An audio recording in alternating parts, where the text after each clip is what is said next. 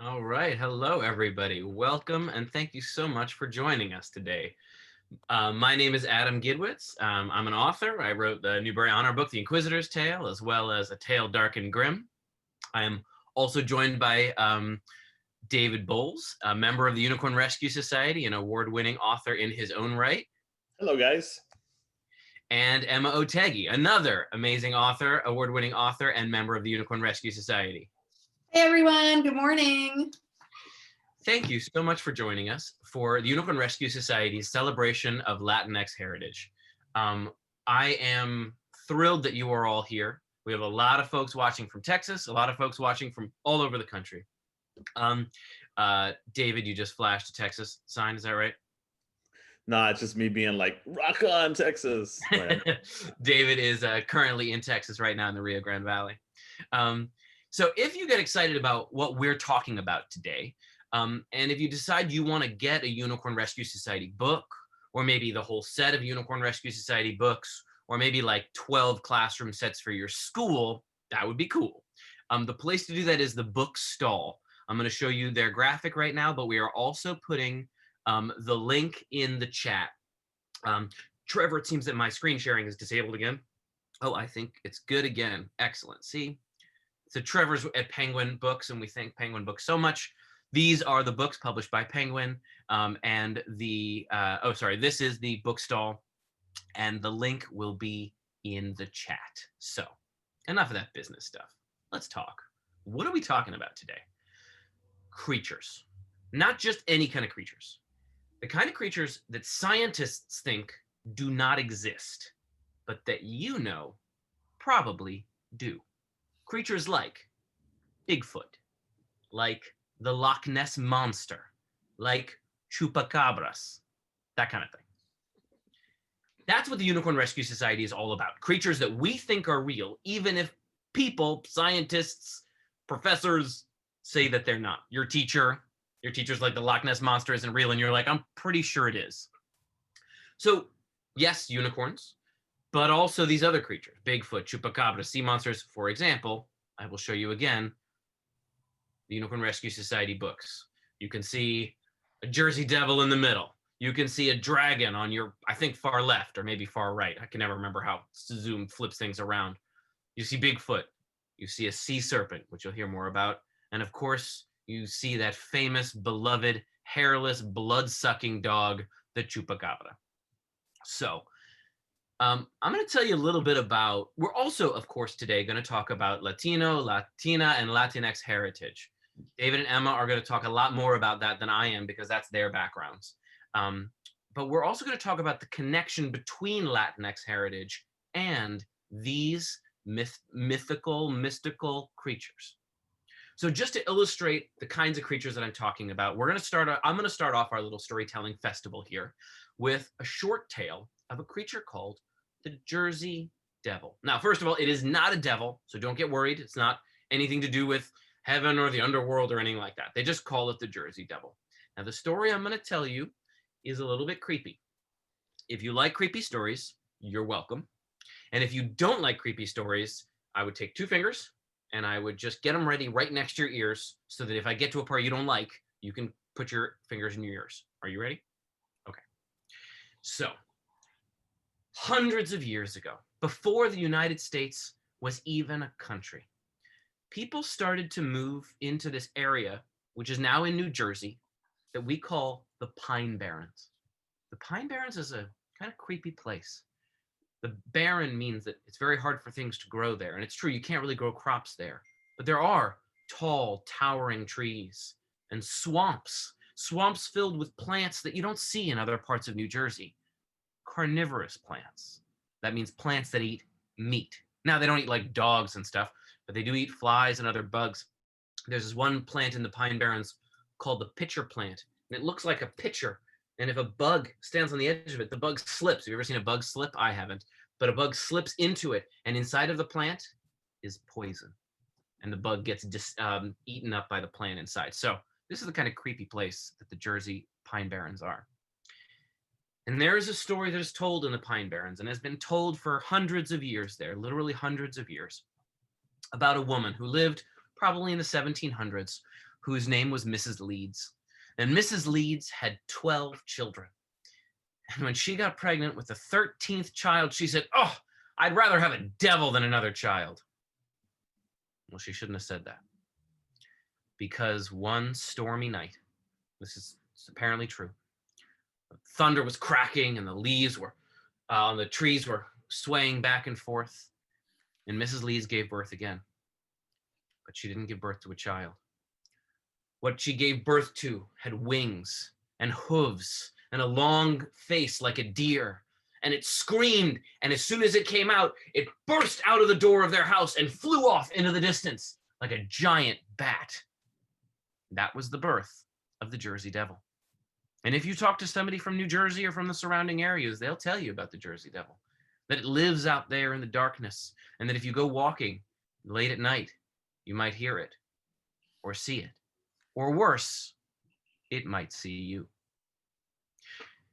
That creature and that story is the subject of the first book in the Unicorn Rescue Society series, just so you know, the Jersey Devil, the Creature of the Pines. It's right there in the middle. Now, in our book, it's not quite as scary as I just told you, but that creepy story is in the book too. So these are the kinds of animals that we're talking about. And now I'd like to introduce you to David Bowles. David Bowles is a multiple award-winning author, including the prestigious Pura Belpré honor for his book, They Call Me Güero. David lives in the Rio Grande Valley and is an expert not only in telling stories, when he is, but also in the history and mythology of the indigenous people of Mesoamerica. He is also the author of the Unicorn Rescue Society book, Chupacabras of the Rio Grande. David, take it away. Thank you, Adam. So yeah, as Adam was saying, I live down here in the Rio Grande Valley. Those of you who are not familiar with this area, just think of the map of Texas. Think about how its tail tapers down at the very bottom and go to the very, very tip of that tail. And that's where I live. That's where I've lived my entire life, where my parents grew up, where my grandparents grew up. We have a really, really long tradition of storytelling in my family. One that goes all the way back to the ranching time in the late 1800s, when a lot of my ancestors on my dad's side crossed from Mexico into the United States, bringing with them a lot of really cool, creepy tales. The person in charge of keeping those tales alive when I was a little kid was my grandmother, Garza, and she was a fantastic storyteller. She knew how to wrangle all of her grandsons, and we were almost all boys. We had like one cousin who was a girl who for some reason never wanted to hang out with, 15 boys ages 4 to 12. I'm not quite sure why she didn't find that like really, really pleasant. But my grandmother would often be stuck taking care of us on Saturdays. And in order to get us to calm down, because we were rambunctious kids that would run after her chickens, throw dirt clods at each other, and just raise all kinds of havoc there in South McAllen, she would bring us inside, give us a little piece of like pan dulce or pastel, something she had cooked, give us some agua fresca, sit us down on her floor, sit in her rocking chair, and tell us stories. Creepy, scary, horrifying stories that all little boys love. And she was just great at revealing to us all of these cryptids and cucuys and other types of monstrous beings. Everything from La Mujer Pájaro, the bird woman, to Las Lechuzas, these owls that are really witches in human form, to the like devastatingly scary Mano Pachona, which is this disembodied monster claw that crawls around in the darkness. That was the one I was scared of the most. And she used to threaten me by saying that one day it would be waiting for me in the bottom of the toilet bowl, ready to pull me down into the sewers. And I was not having any of that. I was like, no, abuelita, no deje que la mano pachona me agarre la pompi, right? Don't let that monster claw grab my butt. What a horrible way to die. I mean, dying at a monster's hand was something that I would have loved, but not if it grabbed my butt.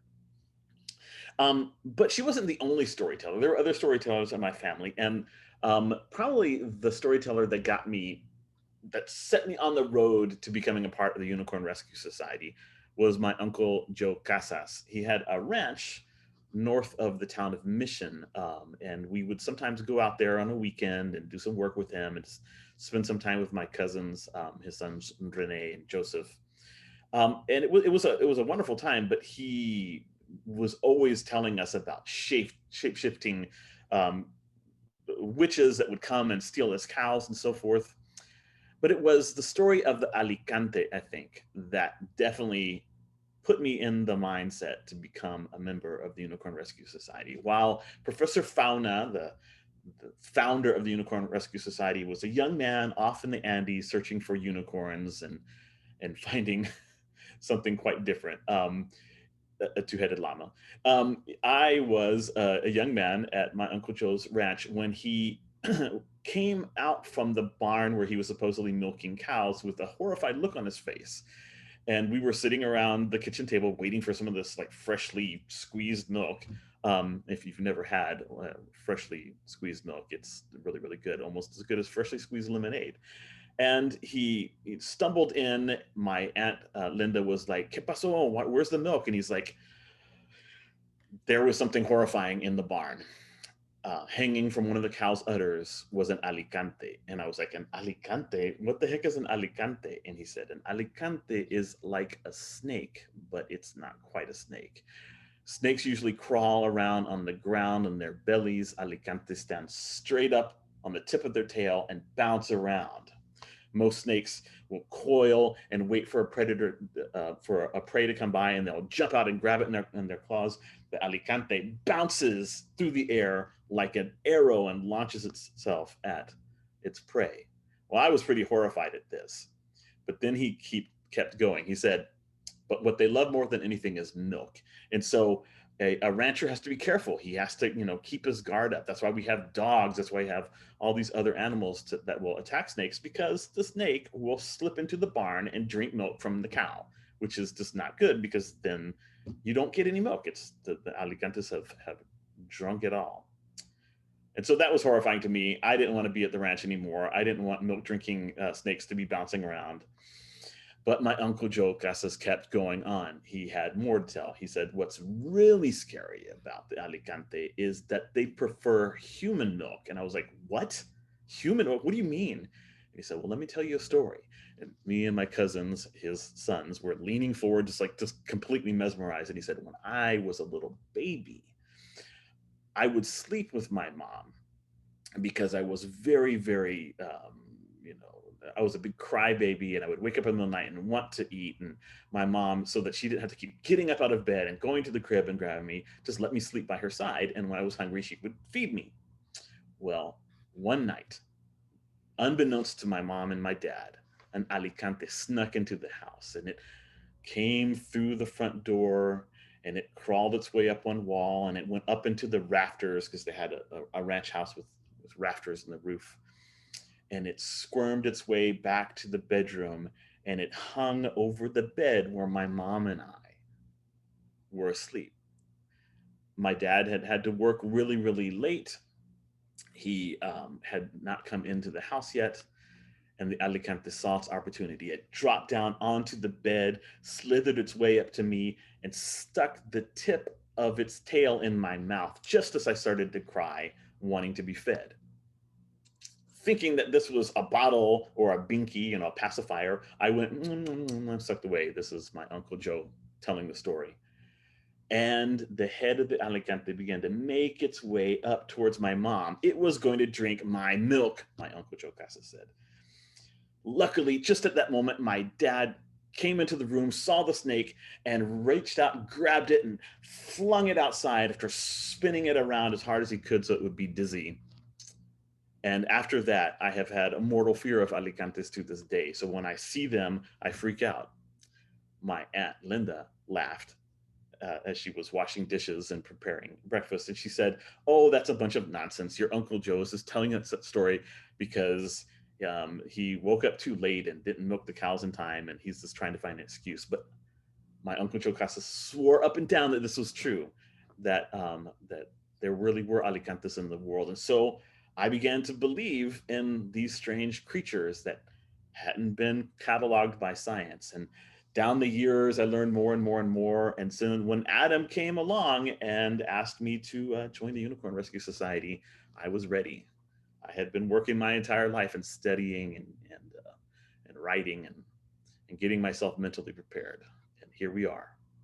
And I think Emma has some interesting stories she wants to tell you as well about similar creatures from her background, from her culture.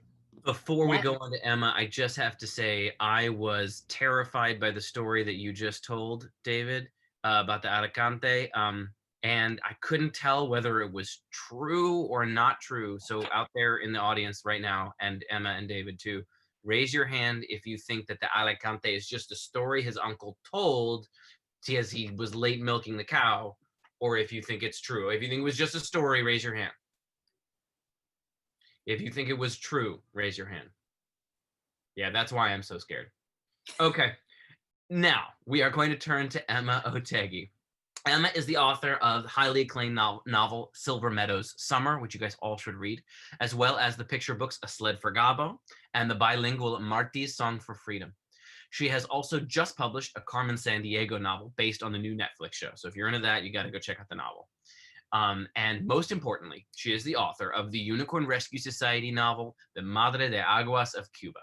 Emma, welcome. Awesome. Thank you, Adam. And thank you, David. So David just told you all a story about the Alicante, which is a sneaky serpent. I'm going to tell you a story about a serpent that is sometimes sneaky and always the most powerful force around. But to tell you the story of the Madre de Aguas, you have to come with me to Cuba. So if you've never been to Cuba and you have no idea where that is, Cuba is an island in the Caribbean Sea, and it is very close to the United States. So if you have ever been to Florida, you were only 90 miles away from Cuba. It's very, very close to Florida. And in Cuba, there's sunshine, there are palm trees, blue water, everything you would imagine on a Caribbean island. And there is also a major city where my family came from. Do you all know the Camila Cabello song, Havana, na, na, na? That song takes place in Cuba. Adam is dancing to it right now. That song takes place in Cuba, in the city of Havana, which is where my family is from. And in that city, you will see cars and hear cars zooming by. You will hear waves crashing into the Malecón, which is a seawall around the city. And Cuba, that island, is where the story of the Madre de Aguas that I'm about to tell you takes place. So there are many Madre de Aguas tales, but I'm just going to tell you one Madre de Aguas story that is not in this book. It's a different story about the Madre de Aguas.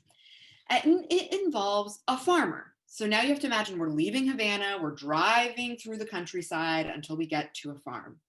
And on that farm, there is a farmer whose name was Francisco Jose Maria Barrosa. Now, Francisco Jose Maria Barrosa had to do a lot of chores on his farm. So maybe you have morning chores, maybe you have to unload the dishwasher, make your bed, help your little sibling get their socks on. These chores were not like that. If you've ever done farm chores, you know that the sort of chores that Francisco had to do took muscle and strength. And one of them was every morning before the sun got too high in the sky, because it is hot in Cuba, Francisco had to go out to his well and get water for their fields. Now, you're probably thinking of like a well that has like stones with moss growing in between and a little thatched roof and a cute little crank. No, this was not that kind of well. This did not come out of medieval England. This well was a hole in the ground. And if you stuck your head in it, you were just looking at blackness. That's the kind of hole that Francisco Jose Maria Barrosa was facing every morning. And he had a rope with a bucket attached to it, and the rope was like this thick. So on this particular morning, he needed that water for his crops because he needed the crops to buy food and medicine for his family.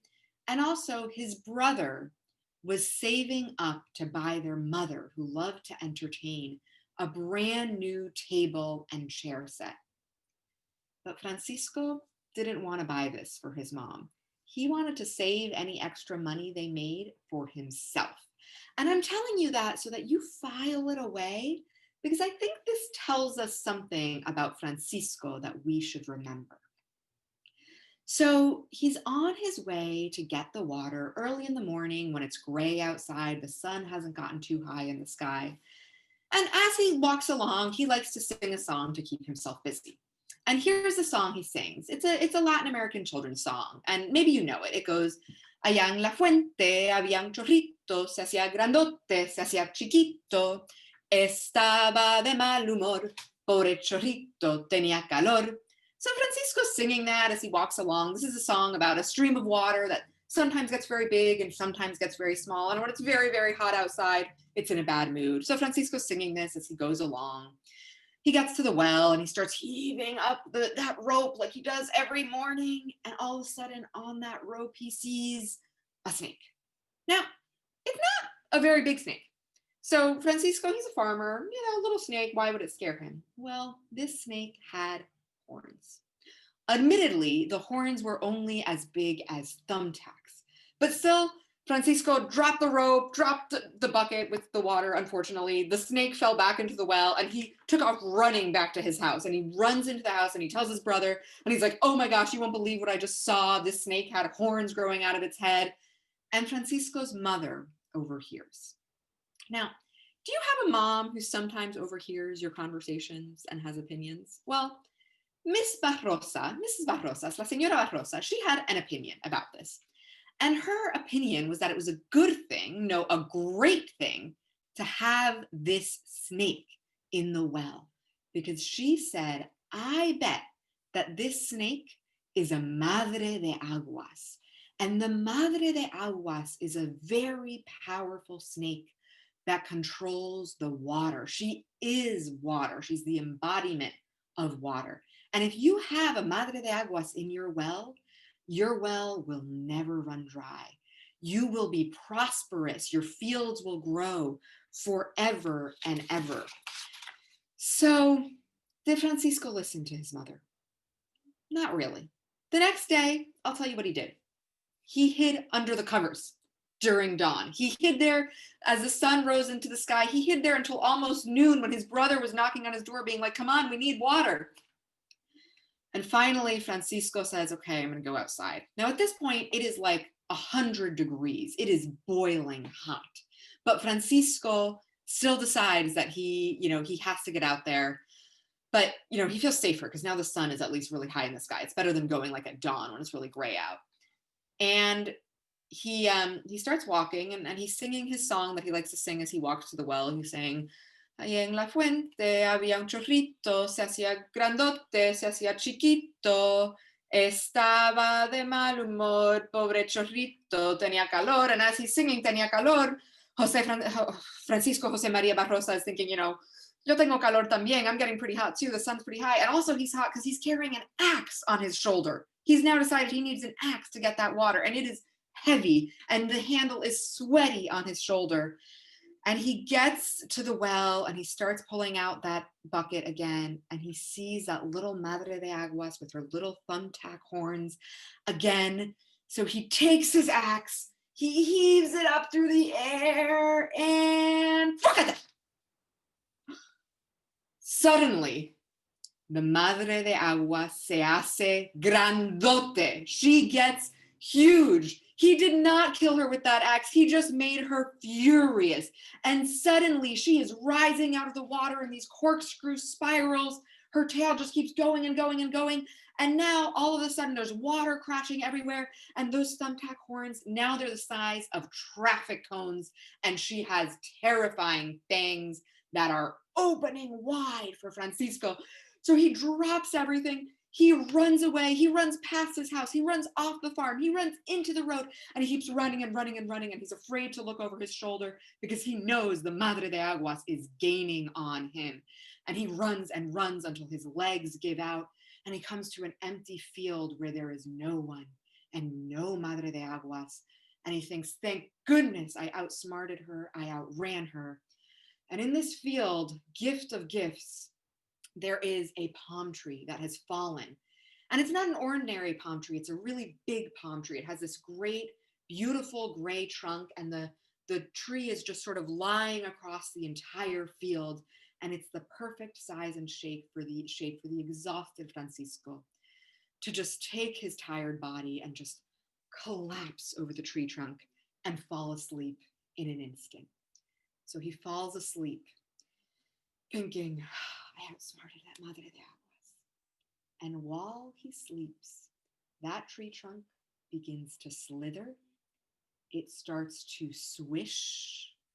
And you might be thinking, trees don't slither or swish, because Francisco Jose Maria Barrosa has fallen asleep, not on a fallen tree trunk, but on the madre de aguas, who has now grown as big as a tree.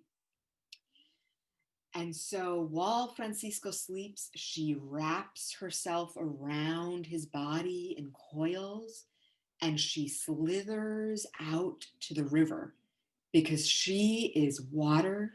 It is a hot day, está de mal humor, and she belongs in that river where no one can swing an axe at her.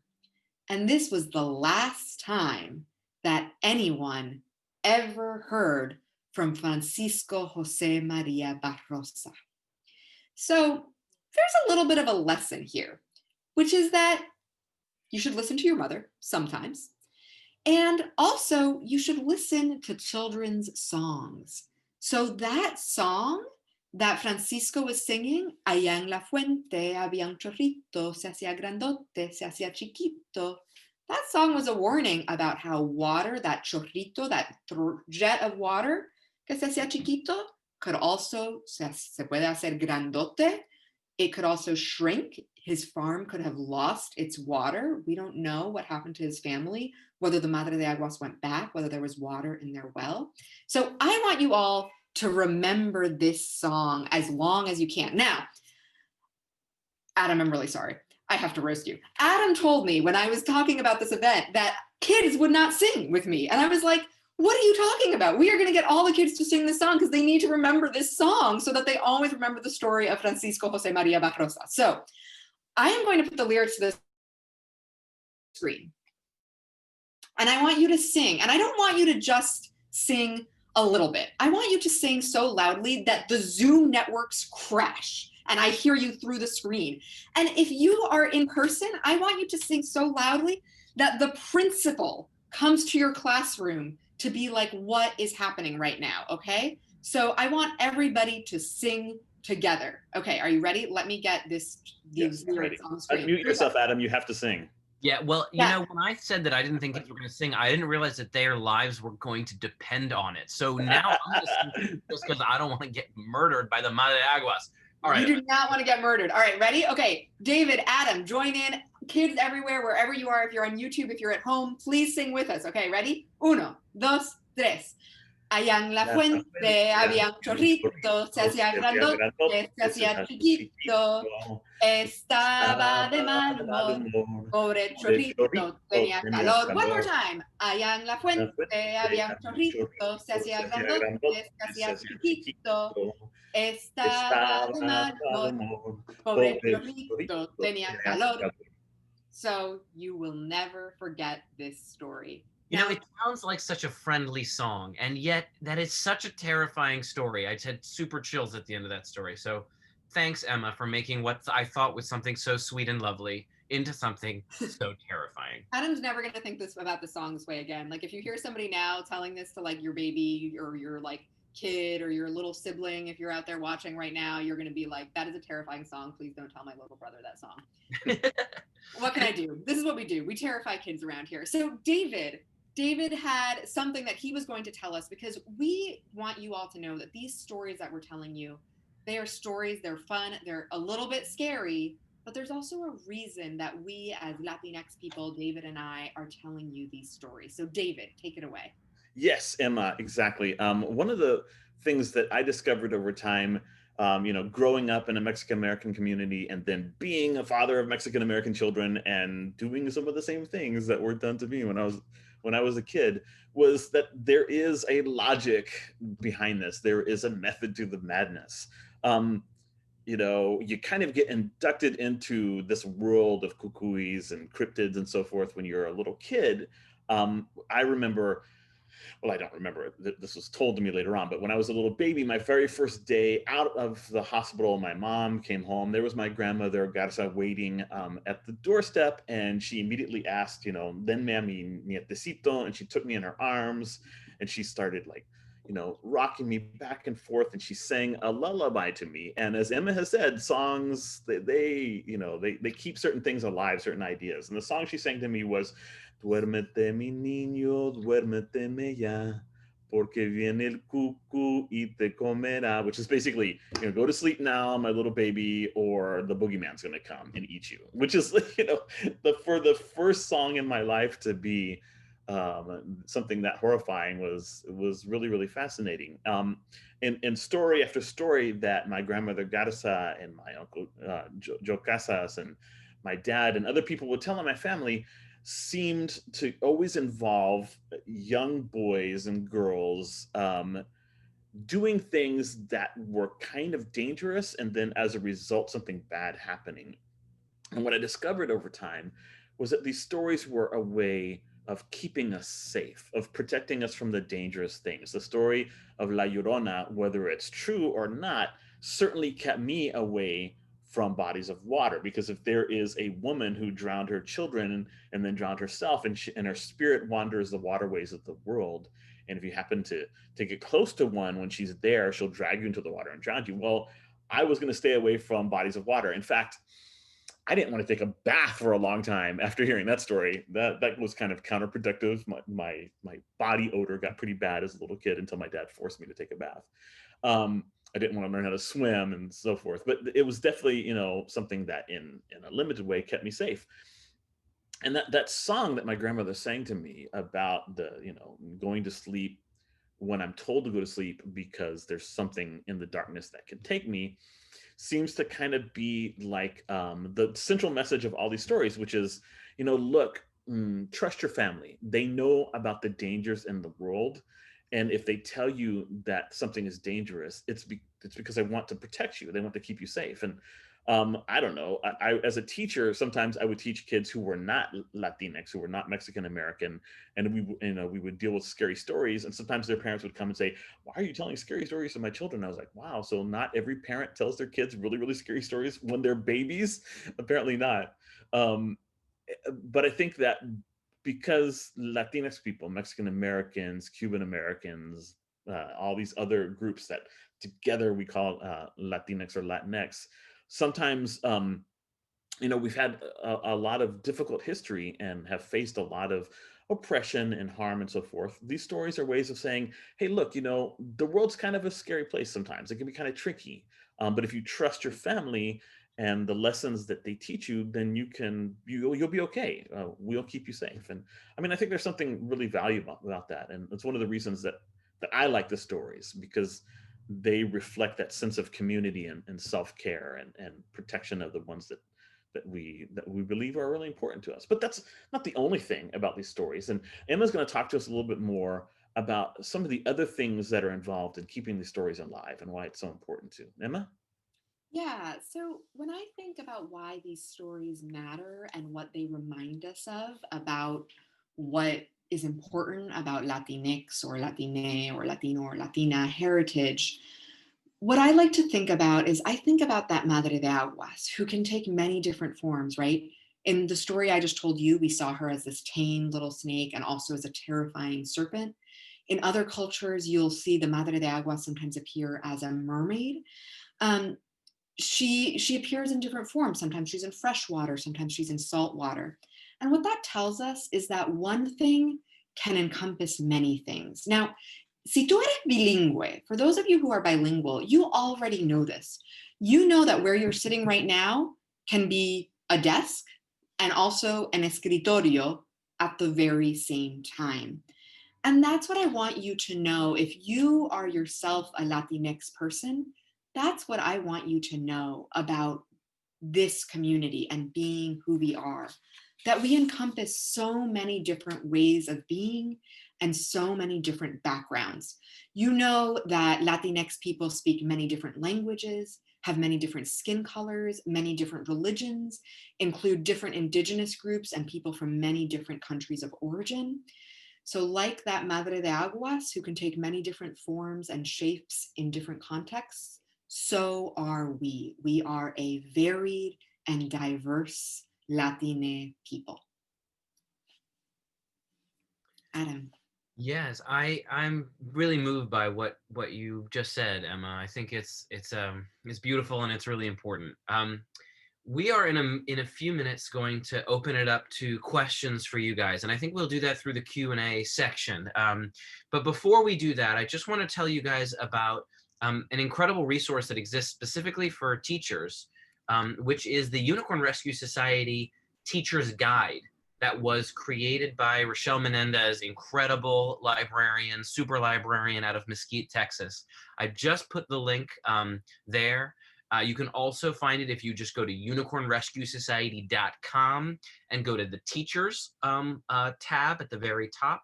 It'll take you right to the Unicorn Rescue Society Teacher's Guide, which has a lot of excellent ways to use these stories of like creepy, weird creatures as a way to explore other cultures, which is what Unicorn Rescue Society is all about. It's about making kids laugh and sometimes scream as they learn awesome stuff. And it just so happens that it's also about like deep cultural learning, which is why Emma and David are just, I could not have two better collaborators than these two very brilliant people. So, okay. If you have a question for us, you can go to the Q&A and type it in, and we will do our best to answer a few of these questions before we wrap up here. While you're doing that, I will also reiterate that you may want to get one of these books, or a lot of these books, or all of these books at the bookstall link, which I'm putting in the chat yet again, and I'm going to show you one more time on the screen as you guys are typing up your Q&A sessions. I'm just stalling so you guys have time to put in your questions here. But the bookstall has agreed to help us get books to as many of you who want. I think classroom sets would be awesome for all of you. Okay, I think some questions have started to show up. David, are you looking at them right now? Yes, sir. I have been like kind of answering some of the ones that are like just really short things and leaving some really good questions there. So great. Do you see something that you think might be worth asking out loud for us? Yes. So one of the questions here is, does that snake bite? And I'm assuming that it's a question of both of the serpents that we've talked about. So I will say that the Alicante does not bite. It just either swallows its prey when it's like, attacking like little mice and lizards and stuff like that, or it drinks milk. But it does not bite people. What about the Madre de Agua? So that's a really good question, because the thing about the Madre de Aguas is because there is, I think the Madre de Aguas is a great example of everything that Adam has talked about how there's some creatures that science just doesn't really believe exist yet. And the Madre de Aguas is you have to go and you have to read books where, excuse me? Oh, you stopped for 1 second, but you're back. You're good. Okay, I'm back. Oh, good. I'm glad to hear that. Well, so the Madre de Aguas, you have to go, you have to read books, you have to sort of find out all these different stories that people have told about her. So I have never read a story in which I've seen the Madre de Aguas bite someone, but I have read lots of stories where her fangs get really enormous. And so I can only assume that if she has enormous fangs, it's because if you mess with her, she would bite you. I think that would be a real risk. I think she prefers to just get you out to the water, because I think she figures like once you're in a river current, you're not going to hurt anybody at that point, because you're probably not going to last very long. But I think she would bite. I see another question, a couple questions about the books. How many books are there? How many books will there be in the series? Do the books cost money? All very important questions. So I'm going to show you again the images of the books. These are the books that are currently published and that you can buy. Yes, unfortunately, they do cost money, but maybe your school will order them or already has them in the school library, which would be amazing. And then you can go take them out of the school library. If you're remote, I don't know if you have a way of borrowing. I hope so. So there are currently 5 books out. One about the Jersey Devil that I told you about at the beginning of this. One about a dragon that lives in the Basque country, which is right next to Spain. One about Bigfoot. One about the chupacabras, written by David Bowles. Another about the madre de aguas, which you just heard about, written by Emma Otheguy. We have another book coming out this spring written by me and Henna Khan. Henna is from Pakistan, and this book is about a creature with a horn that lives in the mountains of Pakistan. Now, is it a unicorn? Is it another creature? I'm not going to tell you. We don't know. The book is called The Secret of the Himalayas, and that's coming out in May. And there will be at least 6 books and maybe 7 in the Unicorn Rescue Society series. One fun thing about the series is you do not have to read them in order. They're what we call procedurals. A little bit like, if you ever watch like a detective show on television, you can watch any one, it doesn't matter, because each one a mystery happens. And that's true for these books too. Each one is a new mystery and a new adventure about these crazy, sometimes creepy, often funny creatures. So you can read them in any order. If you're like, I want to read about the madre de aguas right now, or like, I love chupacabras, or like, my brother is obsessed with Bigfoot, Sasquatch, just go get that one, start with that one. Do we have more questions in the chat? I think we have a lot of questions in the chat. Yes, down scrolling all the way down to the bottom, try to get some of the more recent ones.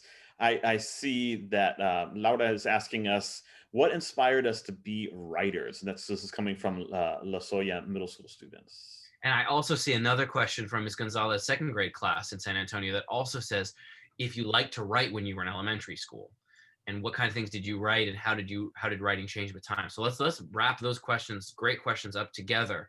Emma, do you want to go first, and then David, and then I'll go? Yes, absolutely. I was just sending a message in the chat box to one of the questions. Well, did I like to write when I was in elementary school? Did I ever? I actually loved writing when I was in elementary school. And I know that if you are a student right now in elementary school, you might not be having that experience. So I'm going to tell you what things made me love to write. The first thing that made me love to write is that I had a lot of time to write things that weren't graded. So when I had like an assignment, like to write a 5-paragraph essay, I did not like to write. That was not fun for me. But when I had time, like during the school day, if I had time to free write in my journal, I loved that. And a lot of my elementary school teachers really made it a priority to give us time where it was like, you have 20 minutes, you can do whatever you want in your journal. That can be doodling, that can be writing a story, that can be writing a poem, that can be writing about something that happened to you this weekend. I had one teacher who would put a card with a prompt up on the edge of the blackboard every day, and you could write about that for 20 minutes, or you could write about something else. So that gave me a lot of time to explore and to let my mind wander. And that to this day is what I love the most about writing, is the time to kind of let your mind be everywhere at once. So I did enjoy writing in elementary school for that reason. And the other thing I loved about writing in elementary school is that I love to talk. I feel like I have a lot to say. I just feel like sometimes like the words and the thoughts are just going to burst out of me and I want to yell. And sometimes when you're in a class with 30 kids in it, or 20 kids in it, or even 15 kids in it, I don't know what size classes you all are in, it can be really hard to get a word in edgewise. I know that there's a, experience. I don't know if you all have ever had this experience where you're out with your friends, maybe you're like getting pizza and everybody's talking and somebody brings up something and you have something really, that would be like a really helpful thing to say. Like one of your friends is having a problem and you know exactly the solution and you're trying to jump in, but like every time you try to get the words out, someone else starts talking and you're like, that was so hard for me when I was growing up. I really struggled with like how to insert myself into conversations. And when I wrote, I felt like I could say everything I had to say and no one could interrupt me. And that's why I loved to write as a kid. Yeah, for me, it was this inspiration from my grandmother's storytelling that kind of set me on the road to becoming a reader, because I always had lots and lots of questions. And she was like, Mijo, no sé.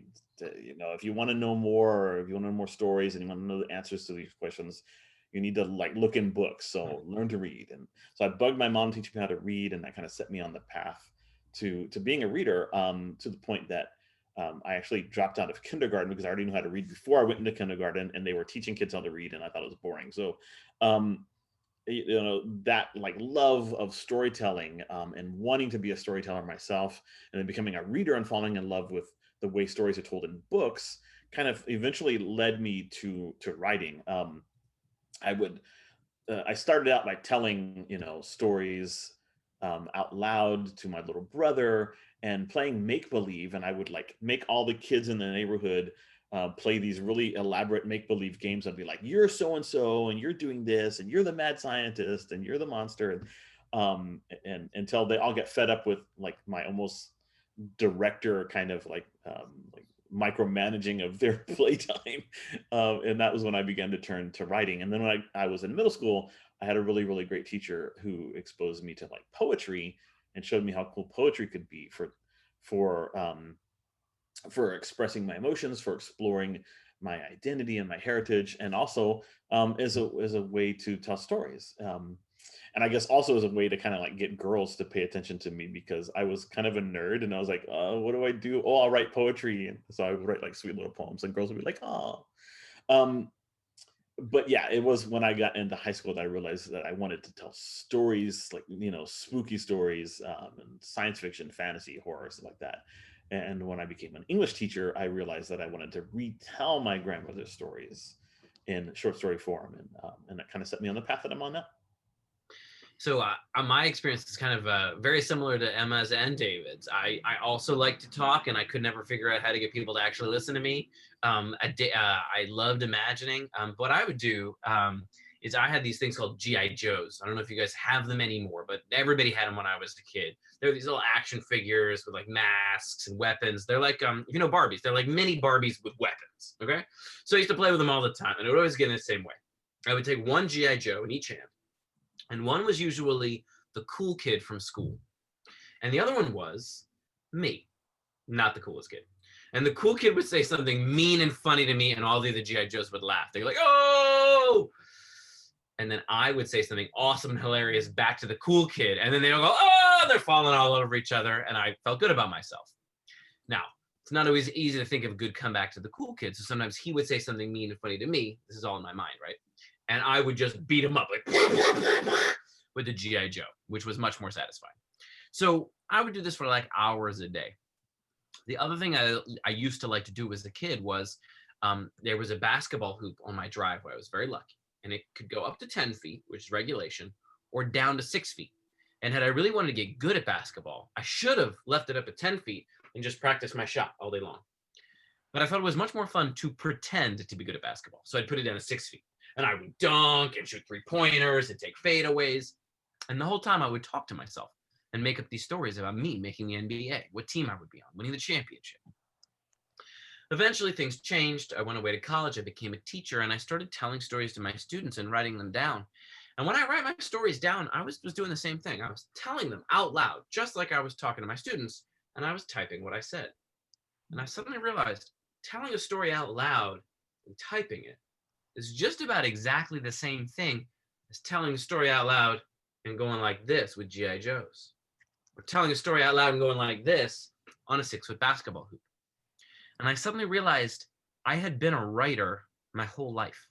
Every day of my life, I spent 2 or 3 hours a day writing stories. I never wrote any of them down, but it's the same thing I do now, except now I get paid to do it. So if you find yourself doing things like imagining, talking to yourself on the basketball court, playing and making up stories, that's being a writer. And you can write it down now or later, but it's the same thing. I see we've had a couple of questions about like how long do the books take to write, or how do you write them together? How do you write them together? I think that's kind of fun. So what we do is, the first thing I do is I'm like, I think Emma Otheguy is an incredible writer, or I think David Bowles is an amazing writer. And I would call them up and I say like, hey, would you like to write a book in the Unicorn Rescue Society with me? And they both said no. No, I'm just kidding. They said yes. And what we did was I said, what creature would you like to write about? And then I'll turn it over to one of them. Emma, do you want to talk about what happened there next? Yeah, absolutely. Let me just finish writing about this answer to that question. So when Adam approached me about writing a book about Cuba, we went back and forth a few times about what the creature should be. But one of my favorite memories of that time was that I called my great aunt Aida, who's since passed away, but at the time she was living, and I called her and I said, Aida, hazme un cuento de cuando tú eras una niña en Cuba. Tell me something people used to tell you when you were a kid in Cuba. I'm looking for special like Cuban mythology stories. And she said, oh, I'll tell you a Cuban story I used to hear a lot when I was a kid. Cinderella. And I said, no, Aida, algo cubano, something that's like just Cuban. And so we went back and forth a lot and we talked about different ideas. And I was also reading a lot of Cuban mythology at that point. And I think that's when the Madre de Aguas came up. And I think when I went back to Aida and said like, well, what about the Madre de Aguas? She was like, oh yeah, everybody knows that. I was like, that's what I was looking for. So I think that that's also something that I want to mention because I know that many of the students that are watching today maybe are like me, or maybe you're living in the United States right now and you sort of know all these stories from, the culture that you come from or that your parents come from, but you maybe don't know all the details super well. And that's something that I've always carried with me, is that I know a lot about Cuba from the things that my parents told me about Cuba, from being in a Cuban American family, from traveling to Cuba. But I also know a lot about Cuba from reading, and that's okay. That's a good thing. And I want you to know that reading about your culture, so if you are whatever culture you are, si eres venezolano or mexicana or whatever your background is, whether it's a Latinx background or not, if you read about that culture, your life will be so much richer. Because what made my life very rich and what has made me feel very grounded in my identity, it's not only the stories that my family told. Those were super important. It's also the fact that I devoted myself to reading and to learning about my own culture, because my culture is just as important as reading some of the books that I was read in school that were not about my culture. Because I went to school at a time where there were no children's books about Latina people. There just were none. And so I didn't read them in school. And then when I was an adult, I started reading them myself a lot. And I want you to know that you can do that. You can read about your culture. You don't have to know everything just because you're from a place. And that when you do, the message you are sending to the world and to yourself is that your culture matters. Amen. So Emma came back with the Madre de Aguas, and then we started the process of writing together. So David, what did it look like when we wrote a book together? So the really cool thing about writing a book with Adam is that he's a great guy and he's a great writer and he's really open. Oh, shucks. I paid David to say that. He's not overly, yes, you actually did. He's not overly controlling. So we once we decided to work together and we knew we were going to be writing about the chupacabras, there was no question about that. And the chupacabras was going to be on the border. There was no question about that. We started developing an outline. So I created a basic outline of the way I thought the story should go, including new characters that I wanted to create for the story, because I definitely wanted the main characters, the protagonists of the Unicorn Rescue Society, to come to a community and work with a family instead of just like one random dude or whatever. And so I developed my outline, and then Adam and the rest of the Unicorn Rescue Society team kind of looked over it, and we went back and forth with some suggestions, and we like made a couple of adjustments and said, okay, this is our outline. And then from there, we began to write the story. And the way we did it was in order to set the tone, because all the books need, when you read them, it needs to kind of feel like they're the same voice. And so the tricky thing about that is, we all have slightly different styles of writing.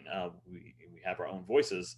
And so we've got to find a way to merge them. So Adam wrote the first two chapters. And then after that, I wrote the third chapter.